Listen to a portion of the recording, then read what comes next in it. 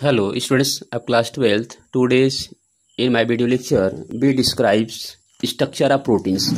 तो स्टूडेंट्स आज के वीडियो लेक्चर में हम प्रोटीन्स को डिस्क्राइब करेंगे और प्रोटीन्स के फार्म को कि प्रोटीन्स कितने फार्म के हैं, इनका शेप क्या है, तो इन सब पॉइंट्स को हम डिस्क्राइब करेंगे. So we start the structure of proteins.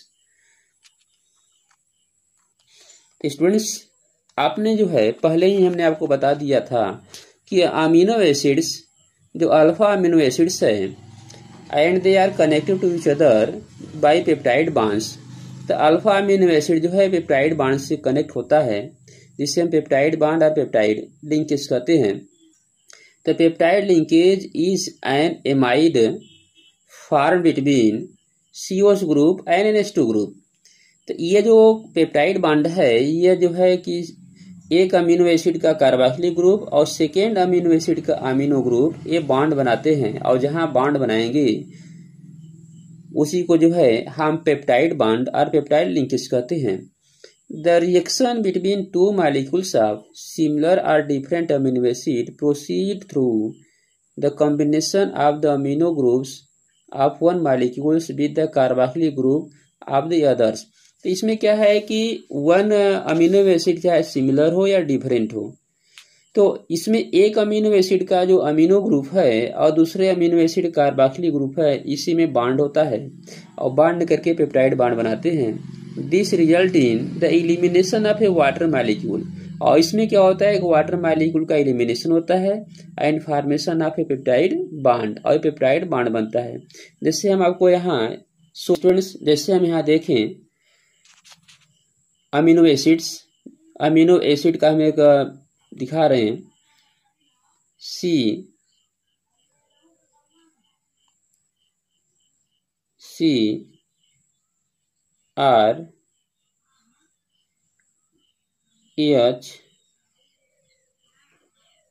CRNH2 C double bond OH.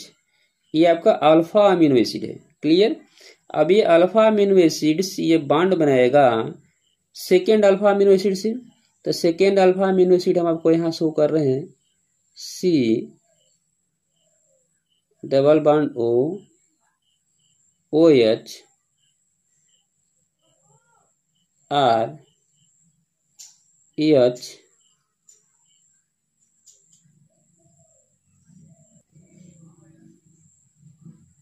I am sorry point नहीं होगा. हाँ, यहाँ से हम दिखाएंगे. ओके, CR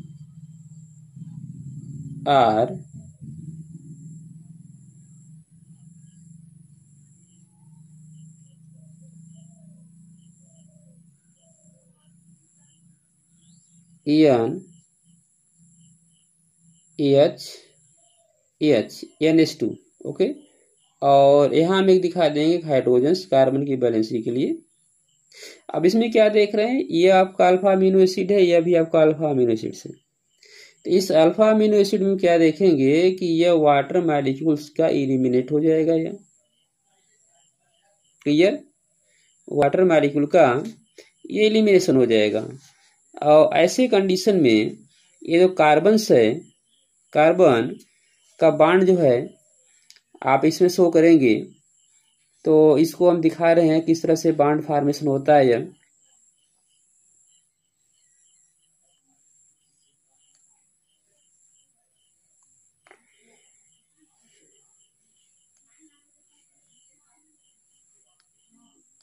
हाँ स्टूडेंट, जैसे हम यहाँ देख रहे हैं ये आपका वन अमीनो एसिड्स है. क्लियर. और ये आपका सेकेंड अमीनो एसिड्स है. क्लियर. और इसमें क्या है कि जो कार्बोक्सिलिक है, तो कार्बोक्सिलिक का OH और अमीनो ग्रुप का जो है वन हाइड्रोजन्स ये बॉन्ड बनाएगा, और बॉन्ड बना के एक वाटर मॉलिक्यूल को एलिमिनेट करता है. और ये CO का बॉन्ड जो है ये नाइट्रोजन्स होता है, जो आप यहाँ देख रहे हैं CO या NH, क्योंकि यहाँ के इसमें का एक हाइड्रोजन वाटर में कन्वर्ट हो जाएगा और ये एक NH बचेगा. तो ये CONH जो हम यहाँ शो कर रहे हैं CONH इसी बाड को हम कहते हैं पेप्टाइड बाड्स। ये आपका जो है पेप्टाइड बाड है। अगर इसमें जैसे ये आपको देखा कि फर्स्ट अल्फा अमीनो एसिड है, ये सेकेंड अमीनो एसिड्स है, तीसरा से पेप्टाइड बन गया। अब यहाँ जो पेप्टाइड बना हुआ है तो इसमें जो COH है इसका अब नेक्स्ट अमीनो एसिड आएगा और उसका NH2 ग्रुप फिर यहाँ इससे बाड बनाएगा तो एक पेप्टाइड और बन जाएंगे, तब उसको हम कहेंगे डाइपेप्टाइड। ऐसे ट्राईपेप्टाइड, टेट्रापेप्टाइड, एट लास्ट हो जाएगा पॉलीपेप्टाइड, और पॉलीपेप्टाइड को हम कहते हैं प्रोटीन्स। तो इस तरह से स्टूडेंट्स आपने क्या देखा कि the reaction between two molecules of similar और different amino acid proceed through the combination of the amino acid of one molecule with the carboxylic group and other the amino group. This result in the elimination of water molecule. इसमें water molecule का elimination होता है जैसे आपने यहाँ देखा, ठीक। And formation of a peptide bond CONH, जो CONH है बनता है पेप्टाइड बॉन्ड बनता है। Okay, the product of the reactions is called dipeptides because it is made up of to amino acid. इसको हम क्या कहेंगे, डाइपेप्टाइड कहेंगे, क्योंकि यह जो है टू अमीनो एसिड का प्रोडक्ट है।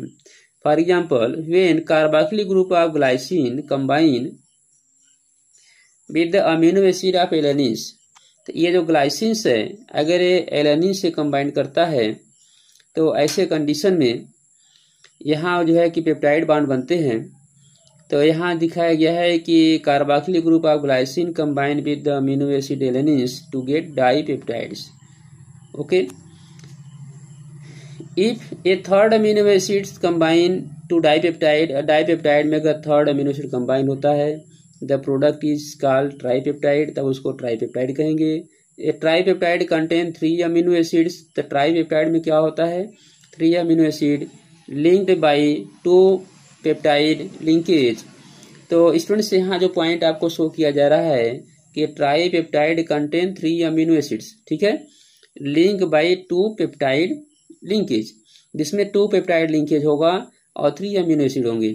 Similarly when 4, 5, 6 amino acids link the respective product are known as tetrapeptide, pentapeptide और hexapeptide. When the number of such amino acid is more than 10, amino acid इस तरह से more than 10 अगर जुड़ता है, then the product are that is polypeptides, polypeptide with more than 100 amino acid residues having molecules masses higher than 10,000 cu is called a proteins।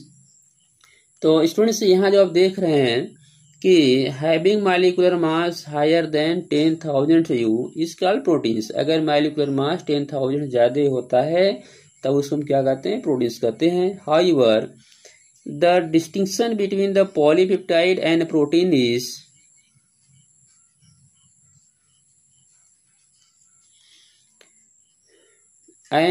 Is not very sharp.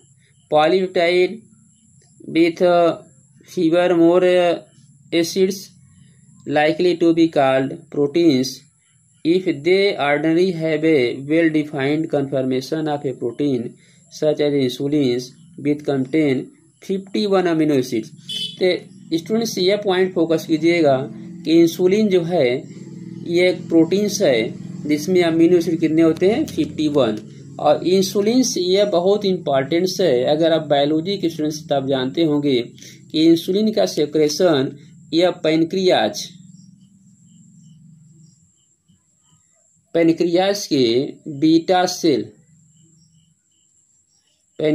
के beta cell से secret होता है क्या, insulin. और insulin यह जो है बहुत इंपॉर्टेंट प्रोटीन्स है जो कि हमारे शुगर लेवल को मेंटेन करता है। अगर इंसुलिन की लैकिंग हो जाती है तो हमारे बॉडी में शुगर लेवल इंक्रीज हो जाते हैं। इसमें क्या होता है, लैकिंग पर अगर ये लैकिंग हो गया तो शुगर क्या होगा, इंक्रीज हो जाएगा, शुगर लेवल इंक्रीज हो जाता है। और ऐसे कंडीशन में जिसे हम कहते हैं डायबिटीज। तो ऐसे पेशेंट को हम कहते हैं पेशेंट डायबिटीज का पेशेंट है। तो इस तरह से जो पैनक्रियाज है, पैनक्रियाज सेक्रेट होने वाले जो इंसुलिन है इसमें अमीनो एसिड का नंबर कितना होता है 51 होता है। तो स्टूडेंट्स अब हम जो है प्रोटीन का थोड़ा क्लासीफाई कर लेते हैं, क्लासिफिकेशन ऑफ प्रोटीन्स। तो हम देखते हैं क्लासिफिकेशन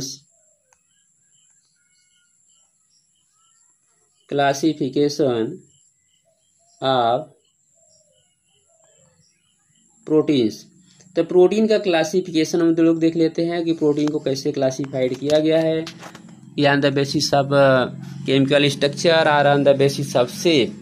तो स्टूडेंट्स प्रोटीन्स का जो क्लासिफिकेशन है यहाँ आप देख रहे हैं, जो आपको शो किया जा रहा है कि protein can be classified into 2 ways. Protein को 2 वेज से क्लासीफाई करते हैं on the basis of their molecular shape. तो on the basis of molecular shape में हम देख रहे हैं कि फर्स्ट क्या है, फाइब्रस प्रोटीन्स है। पॉइंट फर्स्ट क्या है, फाइब्रस प्रोटीन्स। तो स्टूडेंट्स इसमें जो फाइब्रस प्रोटीन्स हो, चाहे ग्लोबुलर प्रोटीन्स हो, primary second tertiary quadrant proteins हो, तो इन सभी का जो है कि आपको नेम जानना बहुत इंपॉर्टेंट है, क्योंकि इसके एग्जाम्पल्स एग्जाम कॉम्पिटिशन पूछ जाते हैं। जैसे आपको दे दिया नेल्स, नेल्स भी हमारा प्रोटीन्स है, ठीक है। ये नेल भी प्रोटीन्स है, हेयर भी प्रोटीन्स है, muscle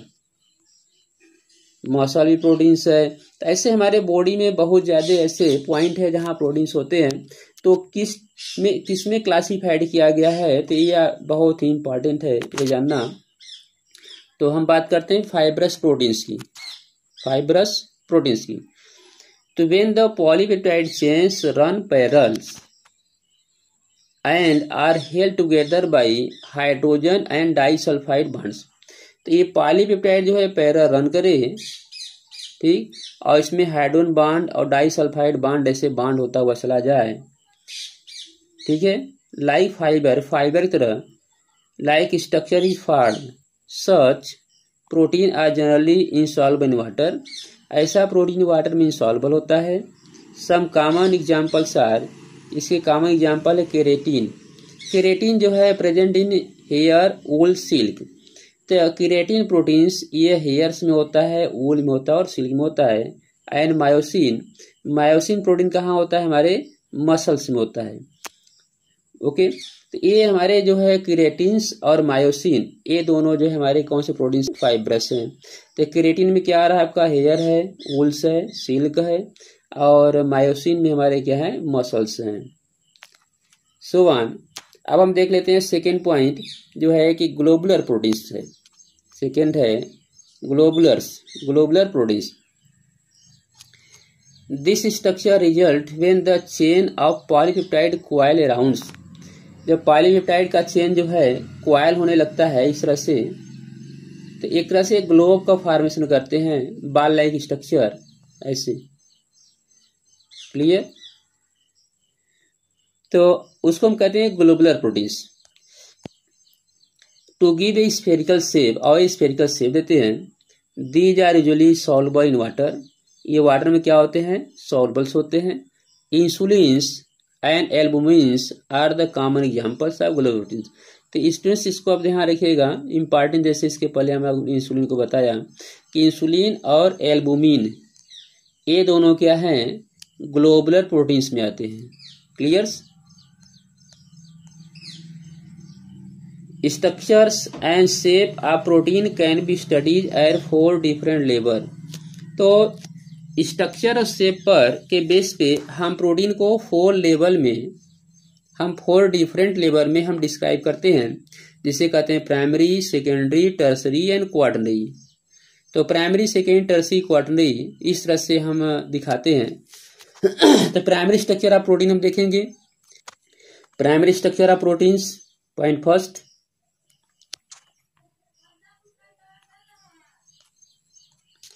primary structure of proteins में है 1 or more polypeptide chain।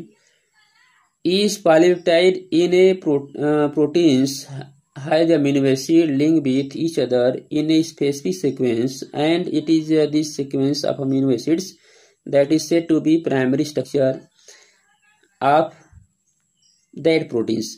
Any change in this primary structure, the sequence of amino acid create different protein. तो ये जो प्राइमरी स्ट्रक्चर प्रोटीन्स है स्टूडेंट्स, इसमें क्या होता है कि अमीनो एसिड जो है, अमीनो एसिड से बॉन्ड होते हुए ऐसे लिंक होते हुए चले जाते हैं, ठीक है। तो एक तरह से लीनियर स्ट्रक्चर हमको मिलता है प्राइमरी स्ट्रक्चर का। और अगर ये जो जैसे ये आप देखिए फर्स्ट हो गया, ये सेकेंड हो गया, third, fourth, fifth amino acids हैं। तो अमीनो एसिड ऐसे जुड़ते हुए चले जाते हैं और उसमें जो है एक लीनियर स्ट्रक्चर बनता हुआ, सीक्वेंस बनता हुआ चला जाएगा। तो इसको हम कहते हैं प्राइमरी स्ट्रक्चर ऑफ प्रोटीन्स। तो अगर इसमें अमीनो एसिड सपोज कीजिए फर्स्ट है सेकेंड, अगर इसमें हम चेंजेस कर दें, सेकेंड जो अमीनो एसिड है यहाँ कोई अदर अमीनो एसिड ला दें, तो ये प्राइमरी स्ट्रक्चर में चेंजेस आ जाते हैं। चलिए आते हैं सेकेंडरी स्ट्रक्चर में।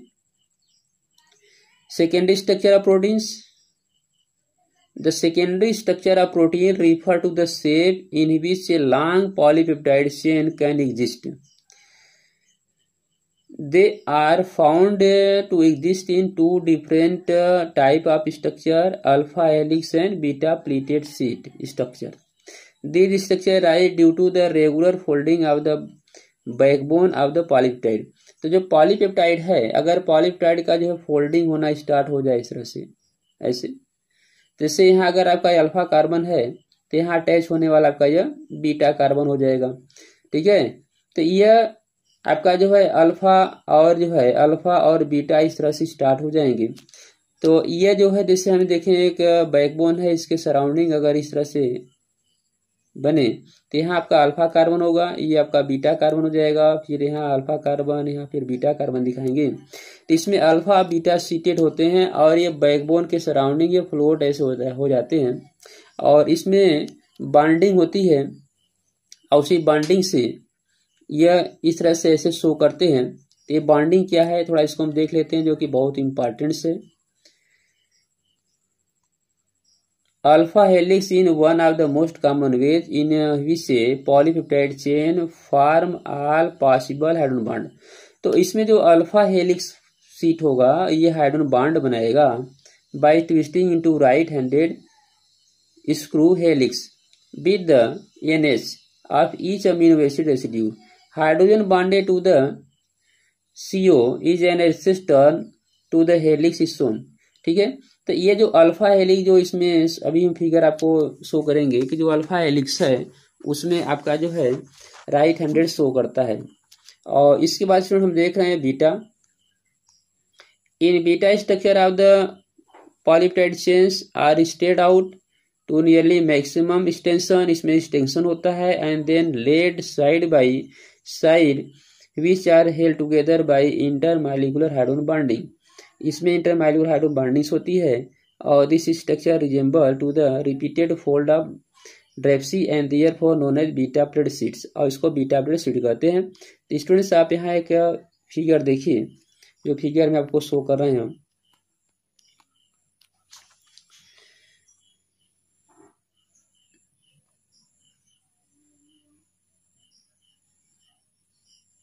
ये फिगर आप देखें जो कि यह बीटा सीट को शो कर रहा है, जिसमें CO कार्बन ऑक्सीजन का बॉन्ड आप देख रहे हैं, नाइट्रोजन हाइड्रोजन का देख रहे हैं, जहाँ आपका जो है कि हाइड्रोजन बॉन्ड और आपका जो है इंटरमॉलिक्यूलर हाइड्रोजन बॉन्ड यहाँ शो हो रहा है।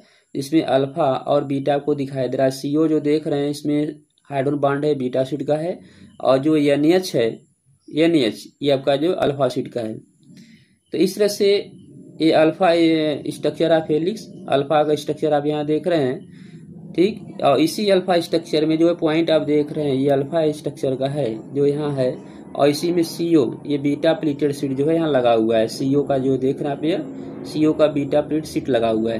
तो CO क्या करता है, इसमें स्ट्रेंथ से माने देता है और सेकेंडरी कार्बन को भी शो करता है, जो कि आप यहाँ देख रहे हैं। इसमें भी आपको जो है एक इसका स्ट्रक्चर मॉलिक्यूलर स्ट्रक्चर आपको शो किया जा रहा है बीटा प्लेट सीट का।